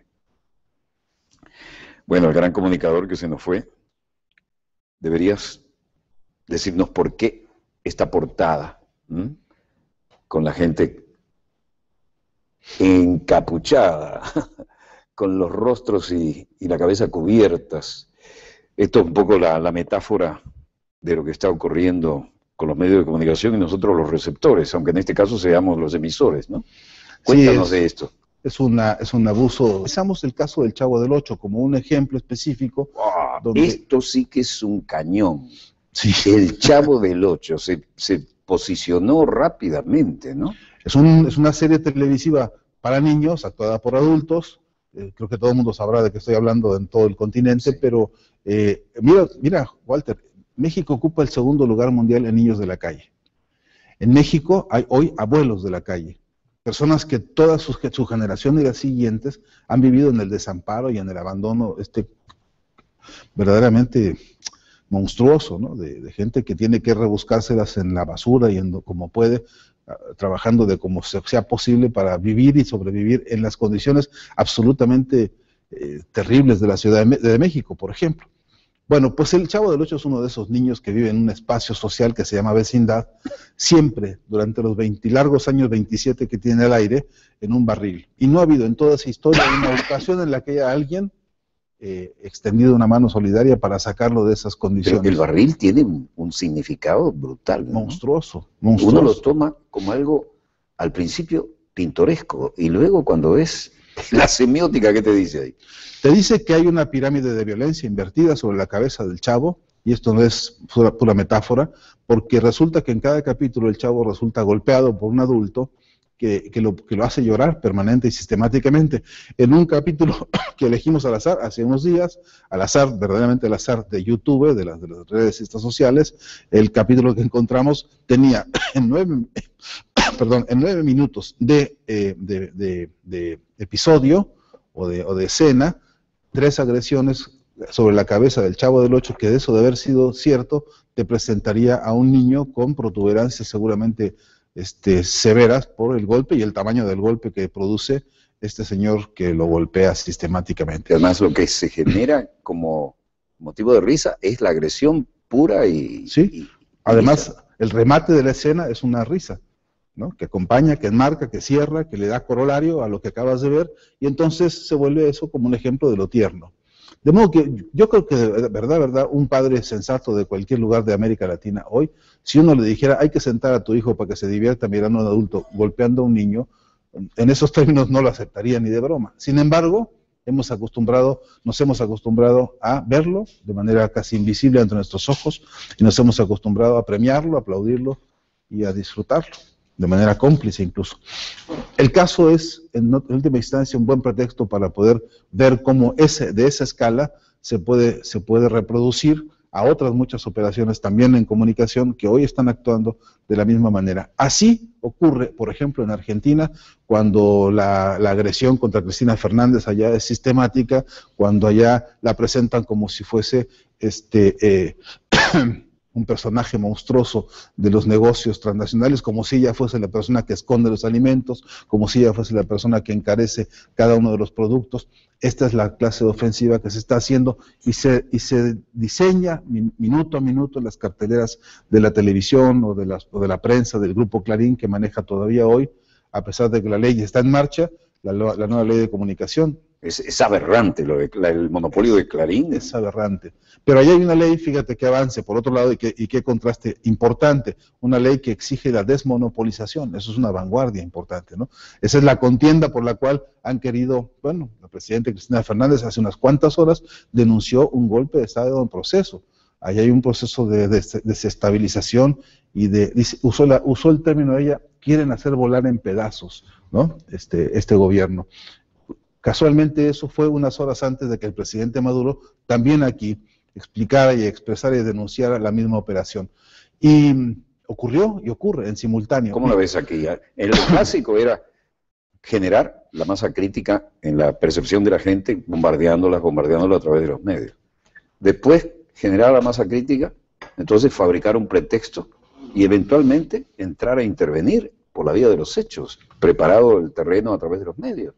Porque hay una derecha impotente, incapaz de gobernar por sí misma, porque no tiene ni base social, ni tiene proyecto político, ni puede resolver el galimatías espantoso que es querer privatizar todo cuando hay un pueblo que lo que quiere es todo lo contrario. Entonces no tienen otra posibilidad que crear una situación en la cual se anule el proceso electoral, que este es un proceso electoral ejemplar. Carter dijo, este es el mejor sistema electoral del mundo. Así es. La oposición perdió 18 de 19 elecciones. Esta derecha no podría gobernar bajo ninguna circunstancia, lo ha explicado incluso el presidente Chávez hace mucho tiempo. Este es un golpe mediático de largo alcance, lo que llaman el golpe lento, ¿no? El golpe largo. El presidente Chávez lo graficó incluso. Hablaba de la mecha larga. La mecha larga, ¿no? Decía, y además decía una cosa, les dijo, revisen todas sus variables porque están calculando muy mal lo que este pueblo hoy ha aprendido y lo que ha crecido. Así que yo creo que hoy esa derecha no tiene capacidad real, lo digo literalmente, no tiene capacidad objetiva de gobernar porque no hay vocación ni de estadista ni de ninguna especie, de especie, servicio. Ni mucho menos. Entonces, la única posibilidad que tienen es pedirle ayuda al imperio para que intervenga y además pedir que se anulen todas las posibilidades democráticas porque llamando a una elección la perderían de todas en ese escenario y no tendrían capacidad de resolver, por ejemplo, PDVSA. No podrían resolverla si no fuese vendiéndola, regalándola o lo que fuese. No, y ven, tío Sam, y déjame más con premura, ¿no? Así es. La ofensiva tiene que ver también con una vieja matriz político-ideológica que aquí ha venido desfilando durante los años y que hay que observarla. Aquí se dijo y se resolvió que no hubo golpe de Estado, que aquí lo que hubo fue ausencia de poder, ¿no? Que aquí había un vacío de poder. Esa matriz sigue operando por todos lados. ¿Cómo lo ves ahora en Crimea, por decir algo? Lo veo como una advertencia, en el sentido de que así es como quieren ellos repetir escenas aquí. Pero por eso también es importante, perdóname que ahí pete este paréntesis, porque esta frase del presidente Maduro, Venezuela no es Ucrania, ¿no? Acordémonos que esto no es lo mismo, que no hay posibilidad de directa y oportuna, ¿no? Y sí. Porque la jugada es descaradamente en el mismo patrón. Así es. Con otros niveles de factores, pero bueno. Y comenzar un desfalco, Walter, que se llama desfalco semántico, que quiere decir... muy importante que divulgues esto para nuestros televidentes. Sí, utilizar los conceptos y las banderas de la revolución para traicionarla. Esto lo hemos visto una y otra vez, esto lo estamos viendo en Ucrania, lo hemos visto en muchos lugares donde se hacen llamar a sí mismos. Por ejemplo, escuchamos hace poco en voz de algunos empresarios la palabra socialismo, ¿no? Como si fuera posible un socialismo del capitalismo o del empresariado, de ese empresariado menos todavía. Como si fuera un león vegetariano, creo que... ¿Quién era que decía eso? Perón, me parece. Sí, ¿no? como si pudiéramos encargarle al lobo que nos cuidara a los corderos.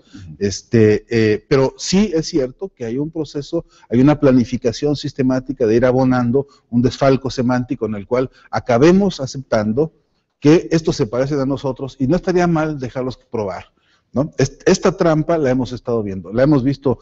Esto se sembró en Paraguay y culminó con una destitución brutal del presidente Lugo. Democráticamente electo, además, ¿no?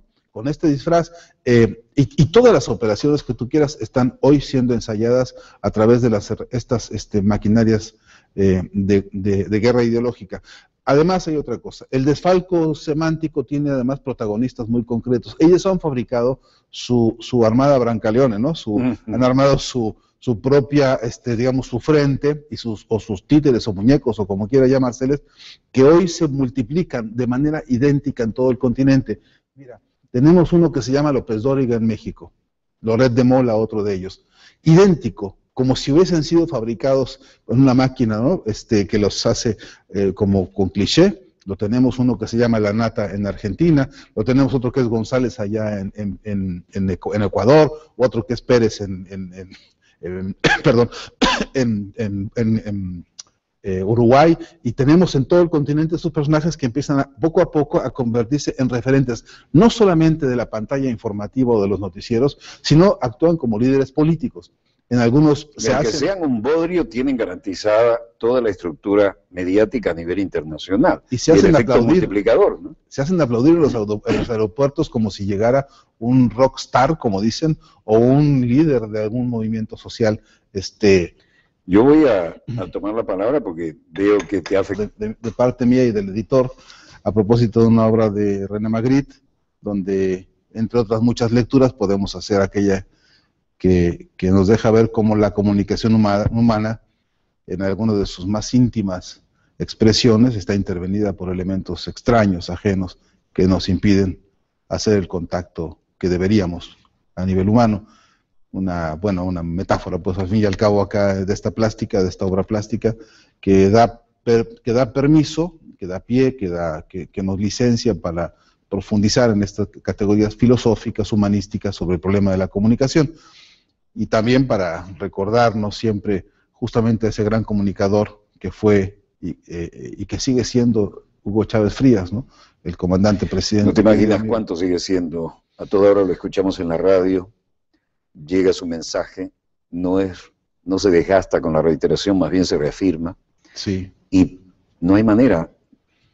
Creo que no hemos terminado de cerrar el duelo, aunque comenzamos, creo, pero la presencia, la voz, el mensaje está ahí.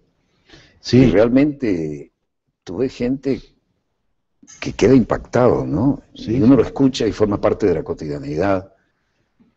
Y todos los días nos recuerda esa voz, Walter, el gran aporte que Hugo Chávez hizo en materia de comunicación a Venezuela y América Latina, aporte que fue reconocido con cualquier cantidad de premios, ¿no? que le fueron entregados a él, pero también nos recuerda, a mi entender, y esa es la mejor parte, todo lo que no hemos todavía hecho, es decir, todo lo que tenemos que autocuestionarnos y criticarnos en materia de comunicación, recordándolo a él, siempre exigente, siempre minucioso, siempre a veces exasperado, diciendo, ¿por qué no se escucha el micrófono que quiero que se oiga allá? ¿Por qué no llegó el volante donde tuvo que llegar? ¿Por qué no salió el periódico que tuvo que salir? Cámara, aquí, ciérrame la toma. Aprendió rapidísimo. Sí, como director de cámaras era muy puntilloso también, ¿no? Él exigía, lo recuerdo en alguna escena, alguna vez, en un momento en el que él quería mostrar un frasco con petróleo y entonces decía él, estoy pidiendo por favor que me hagan aquí la toma cuando aparecería como lógica en la línea argumental que él estaba exponiendo en ese momento. Bueno, en todo caso, Hugo Chávez fue también un gran crítico de todas nuestras falencias en materia de comunicación. Lo recuerdo más de una vez que pudimos conversar en un programa de televisión acá en Venezuela. Él preguntaba una y otra vez cómo hacemos para romper los cercos mediáticos, se tomaba la cabeza preguntando una y otra vez de qué herramientas tenemos que valernos, de qué alianzas políticas tenemos que echar mano, de qué milagro o magia hay que, hasta el último día que yo recuerdo a Hugo Chávez reclamando, lo recuerdo el día en que en el balcón del pueblo, allí en Miraflores, él tomó el micrófono y decía, se escucha por allá, por favor, que se escuche la voz, en ese triunfo magnífico luego del 7 de octubre, ¿no? Creo que eso es uno de los grandes pendientes, Walter. Hay que decirnos una y otra vez, tenemos deficiencias en materia de comunicación muy serias, hay que hablar fraternalmente, descarnadamente, pero sí urgentemente de algunos atrasos que tenemos en materia de comunicación. Todavía hoy creo que... Pon el dedo en la llaga, este es el momento. Sí, creo que todavía estamos necesitando consolidar un sistema, realmente un sistema de comunicación, tanto de comunicación del aparato del Estado democrático y revolucionario, como del sistema de comunicación de medios alternativos y comunitarios, que no tienen por qué manejar formatos iguales, ni territorios iguales, ni siquiera políticas iguales, que incluso puede haber y debe haber abordajes muy diversos y muy creativos, y no hemos llegado a eso. Creo que hay formalismos que todavía nos tienen muy atrapados y casos en los que hay incluso ejercicio de irresponsabilidad, ¿no?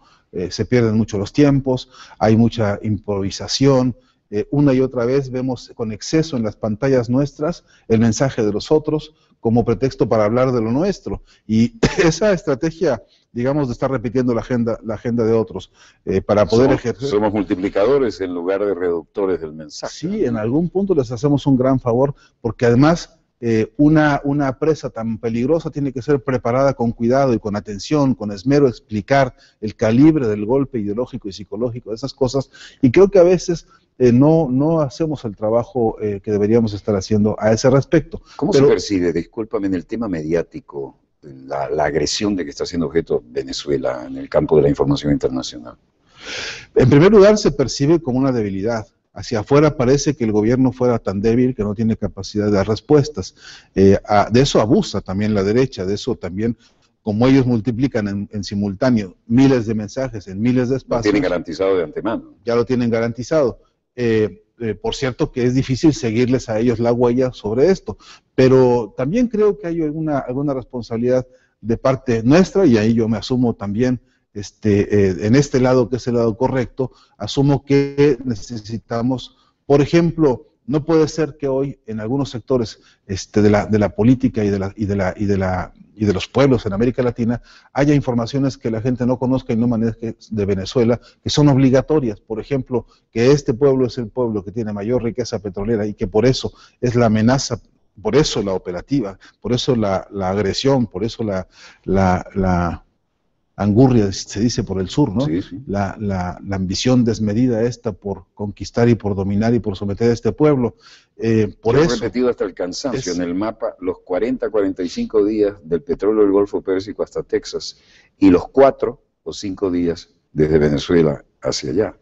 esa circunstancia tiene un carácter de importancia política continental. Eso que acaba de decir. Las 7 bases que tienen los gringos y el derecho a usar todas las otras en Colombia son por eso. Es decir, Paul Coverdale, el senador aquel, decía, para controlar a Venezuela, es decir, petróleo, es necesario ocupar militarmente a Colombia. Mira por dónde vamos. Así es, y controlar Venezuela a veces suena muy grande. Hay que ir directamente a la media luna, dicen ahora, ¿no? Y que hay que hay una iniciativa por ahí loca que está pensando en separar a Venezuela, en construir ahí un país otro o un algo otro que signifique haber eso finalmente cumplido con este objetivo de esas 5 horas. Una balcanización. Que no es poca cosa.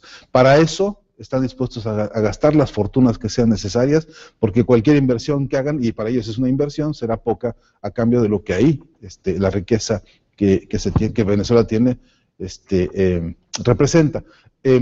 Procuraremos que se sienten en las bayonetas, haremos lo posible. Haremos lo posible. Y esas bayonetas también son mediáticas, ¿no?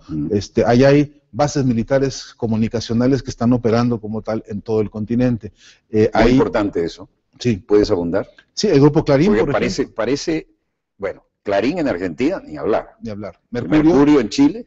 Así es. O Globo en Brasil. Caracol, ¿no? A Regi Globo, es el supercomponente de mediático, ¿no? Así Caracol, ni hablar. Ni hablar. ¿Y en México cómo andamos? Televisa, por ejemplo, Televisa, ¿no? Que es un monstruo aliado con el Grupo Prisa de España, aliado con CNN. Mira que dos, que desde tres. ahí articulando, por ejemplo, ofensivas en las que ellos estudian cómo atacar a las personas que tienen gusto por ciertas canciones y cantantes. Por ejemplo, ahora les están chantajeando con esto de que los artistas van y hacen conciertos por la paz, quejándose de que aquí en Venezuela no existe estabilidad. Bueno, en todo caso, pero hay que recordar... Sí, pero hasta entre la entrega del Oscar apareció así la cosa, ¿no? Por no, cierto, felicitaciones por el Oscar a tu compatriota, ¿no? Por primera vez, ¿no? Un vez. latinoamericano gana. Además con un currículum casi tan impresionante como el tuyo, pero ya está radicado en Londres, ¿no? Hace unos años. Sí, sí. Bueno, pues ese grupo de Miami, por ejemplo, de la pareja Stefan, organiza cada año caravanas de estos, entre comillas, artistas para ir a cantar a la Casa Blanca, y los hemos visto a todos cantándole a George Bush, ¿no? En el día de su cumpleaños. Hay pruebas de todo género de esa manera en que operan, cuál es su verdadero corazón y dónde está. Hay entonces toda una operación, Walter, que habría que desmenuzar con detalle. Mira, una en la que yo me empeño, porque es un caso interesante para el análisis, es lo que acabamos de ver hace unos días en un taller que hicimos acá en PDVSA sobre el desmontaje del mensaje comunicacional. Y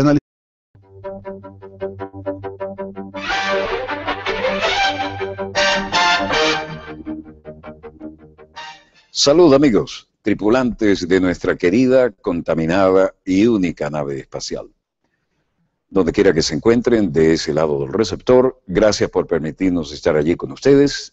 Y nuestra nave ha dado otra vuelta sobre su eje imaginario y, por supuesto, sigue generando acontecimientos en pleno desarrollo. Y cuando me ven sentado en el set, normalmente es que tenemos un invitado. La otra opción sería que hubiera tenido algún accidente que me imposibilita y no es el caso. Estamos muy, muy orgullosos de presentar a nuestro invitado de hoy, doctor Fernando Buenabad Domínguez. El doctor Fernando Buenabad Domínguez tiene un currículum impresionante al cual difícilmente le haremos justicia en esta presentación, pero en todo caso es mexicano de nacimiento, Ciudad de México, 1956, es doctor en filosofía, máster en filosofía política, director de cine, egresado de New York University, licenciado en ciencias de la comunicación, especialista en filosofía de la imagen, filosofía de la comunicación y crítica de la cultura, miembro del Comité Científico de la Asociación Internacional de Estudios Semióticos, ASEMAS y GlobalCom, miembro de la Red de Intelectuales y Artistas en Defensa de la Humanidad, miembro del Consejo Consultivo de Telesur. Desarrolló actividades de investigación y docencia universitaria en México, Argentina, Venezuela, Bolivia, Perú y Estados Unidos, entre otros países. Es colaborador de diversas revistas científicas de Latinoamérica y Europa, autor de numerosos libros sobre filosofía de la comunicación, filosofía de la imagen, filosofía y producción creativa, crítica de la cultura, filosofía del humor y la risa, filosofía política de la responsabilidad socialista en comunicación, así como de numerosos artículos publicados en México y otros países. Entre las materias de pregrado y posgrado que ha tenido bajo su responsabilidad docente están filosofía, filosofía del arte, movimientos artísticos de vanguardia, lingüística, filosofía de la imagen, semiótica, cine documental y de ficción, producción audiovisual, periodismo, radio, técnicas de comunicación, entre otras. Ha dirigido diversos proyectos de investigación y tesis doctorales en su país y en el exterior.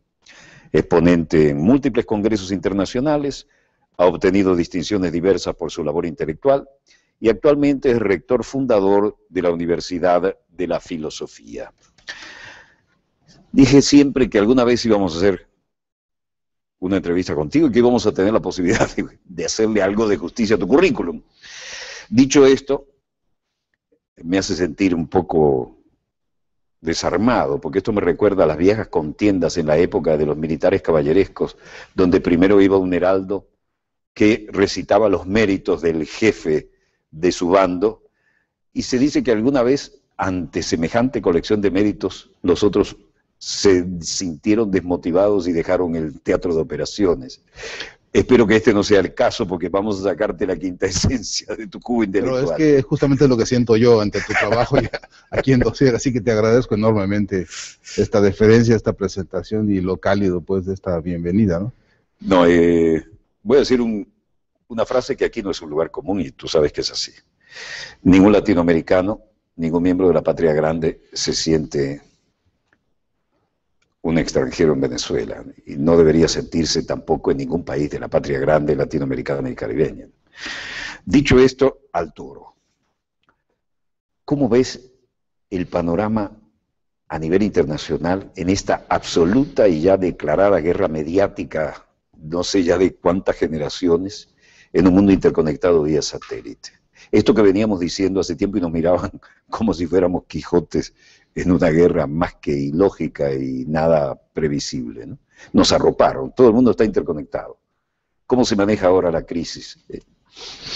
Bueno, que una crisis que a nivel global está tocando esferas inéditas, está ratificando sus viejos vicios, ¿no? La crisis del capitalismo tiene peculiaridades que van, por supuesto, desde las órbitas económicas, donde se van